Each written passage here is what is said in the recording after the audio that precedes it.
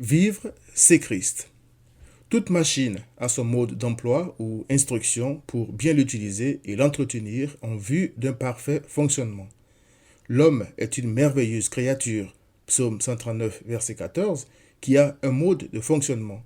Ce mode de fonctionnement exclut l'amour du monde, selon 1 Jean 2, 15 à 16, c'est-à-dire les convoitises de la chair, des yeux et l'orgueil de la vie, ou une fierté excessive qui pousse la créature à tenter de vivre sans son Créateur. Selon l'apôtre Paul, pour l'homme, vivre, c'est Christ. Philippiens 1, 21, et ce, pour deux raisons. Premièrement, Paul dit que nous avons été créés par et pour Christ. Colossiens 1, 16, c'est-à-dire pour refléter sa gloire, sa majesté, sa sainteté, son obéissance, sa beauté, ainsi de suite. Mais à cause de la désobéissance d'Adam, le péché est entré en nous et nous a corrompus comme un virus corrompt un ordinateur.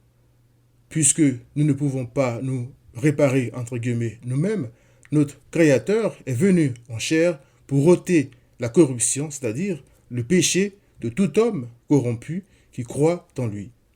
Vivre, c'est Christ, veut donc dire croire en Christ et renoncer à l'amour du monde pour le servir en aimant Dieu de tout notre cœur, de toute notre âme et de toute notre pensée et aimer notre prochain comme nous-mêmes.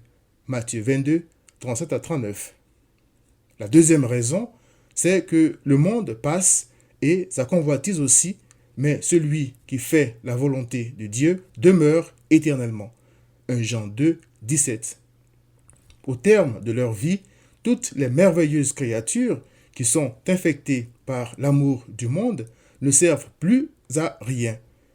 Elles seront brûlées. Mais celles dont Christ a ôté le virus, c'est-à-dire le péché, seront renouvelées et remises au service de Dieu. Vivre, c'est Christ, veut donc aussi dire vivre dans l'espérance de la vie éternelle avec reconnaissance à Dieu pour Christ. Je comprends donc pourquoi Paul a dit « Car Christ est ma vie et la mort m'est un gain ». Philippiens 1, 21.